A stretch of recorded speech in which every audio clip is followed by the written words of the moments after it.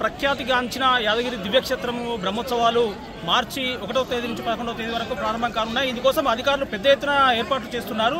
ముఖ్యంగా ఈ బ్రహ్మోత్సవాలు ముగిసే వరకు ప్రతి భక్తునికి కూడా స్వామివారి దర్శనము లభించేలాగా, అదేవిధంగా స్వామివారి బ్రహ్మోత్సవాలను ప్రతి భక్తుడు కూడా దగ్గరుండి తిలకించేలాగా అధికారులు ఏర్పాటు చేస్తున్నారు. ముఖ్యంగా ఈసారి ప్రత్యేకమైనటువంటి అంశం ఏంటంటే యాదాద్రి క్షేత్ర వైభవాన్ని తెలియజేసే విధంగా ప్రముఖ కవి పద్మశ్రీ గరికపాటి నరసింహారావు గారి చేత కూడా ఇక్కడ ప్రత్యేకంగా ప్రవచనాలు ఏర్పాటు చేస్తున్నారు. క్షేత్ర వైభవం, స్వామివారి యొక్క మహత్యాన్ని తెలియజేసే విధంగా ఇటువంటి కార్యక్రమాలు ఏర్పాటు చేస్తున్నారు. 11 రోజుల పాటు భక్తులకు బ్రహ్మోత్సవాలను వీక్షించేలా ముఖ్యంగా ప్రధాన ఘట్టాలైనటువంటి స్వామివారి ఎదుర్కోళ్లు, కళ్యాణం, రథోత్సవం రోజున భక్తులకు అన్ని విధాలుగా సౌకర్యాలు ఏర్పాటు చేసేందుకు అధికారులు ప్రత్యేకమైన చర్యలు తీసుకుంటున్నారు. అదేవిధంగా ఈ బ్రహ్మోత్సవాలలో భాగంగా సాయంత్రం 6 నుంచి 8:30 వరకు కూడా టోల్ ఫీజు లేకుండా ప్రతి వాహనాన్ని కొండపైకి అనుమతించే విధంగా అధికారులు ప్రత్యేకమైన చర్యలు తీసుకుంటున్నారు.